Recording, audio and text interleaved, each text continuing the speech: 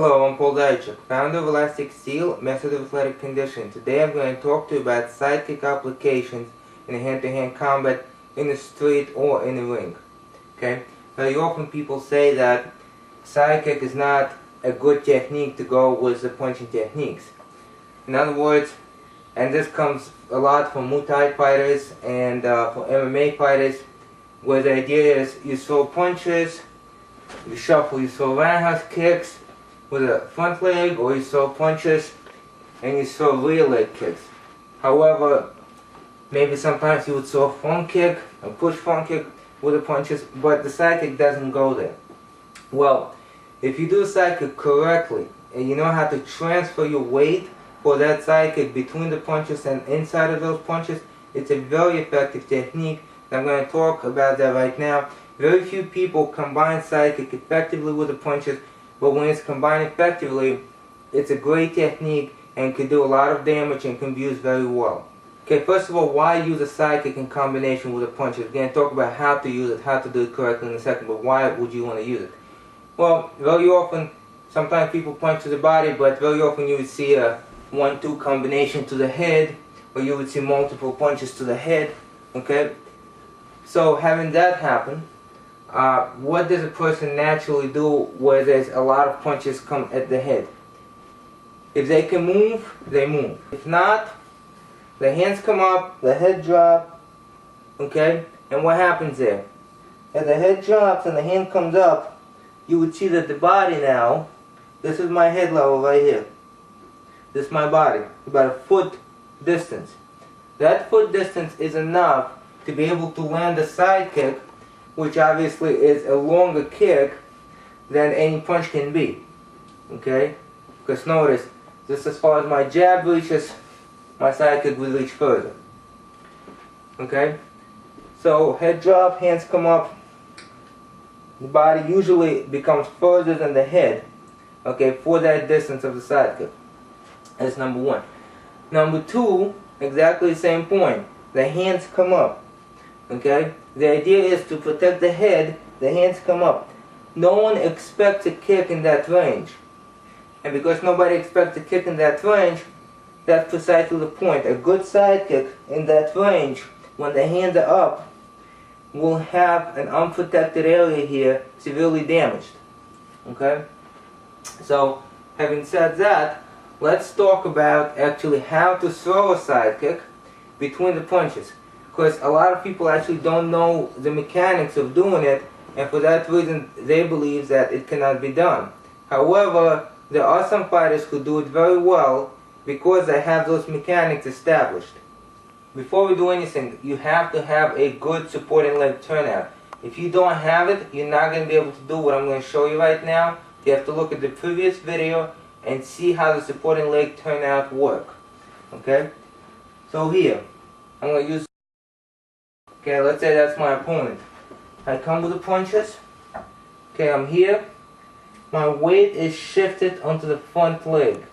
My weight is shifted onto the front leg. There's no way that I can do a front leg side kick from here. Okay, there's no way I can do it. Why? Because the power of the kick comes from the supporting leg, obviously. And the mass transfer that that supporting leg provides. So I have to get my weight on that leg first. What does that mean? That means I have to shift my weight back. Once I shift it back on this leg, I can lift the chamber and kick. Okay? Once again, I saw the punches. There's no way I can throw a kick from here. It's not possible. It doesn't matter. I throw a jab, my weight is forward.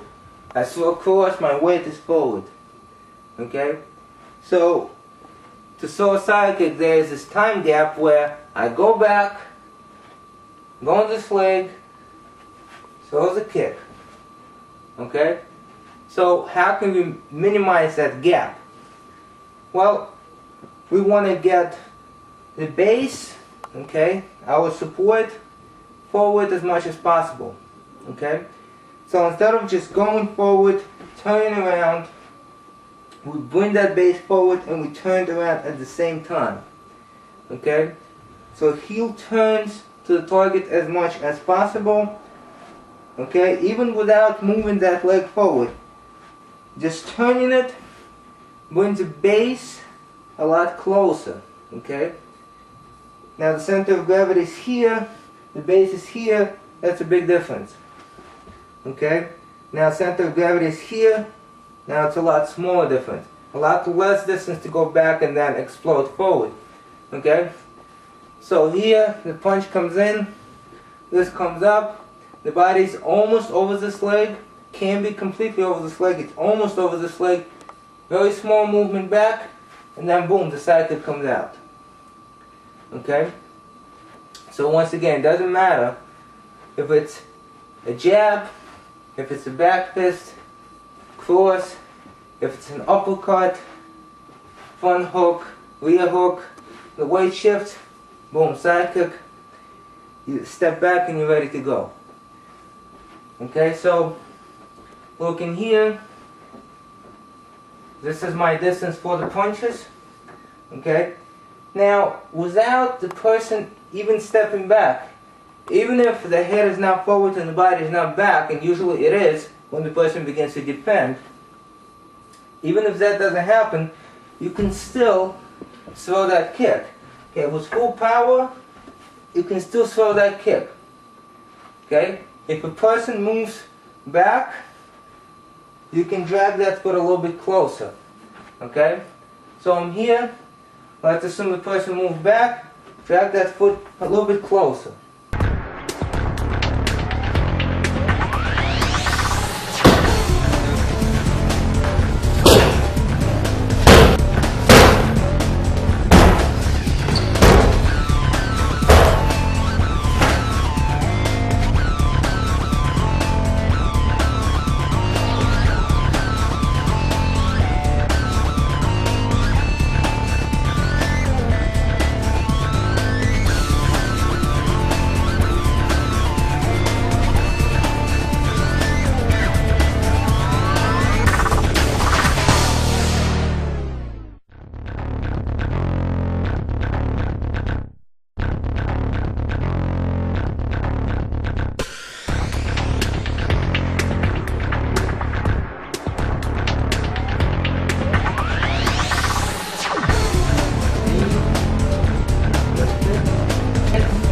I have to keep spinning.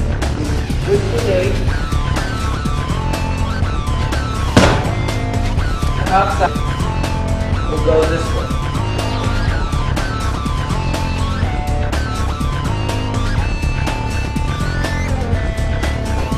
Good.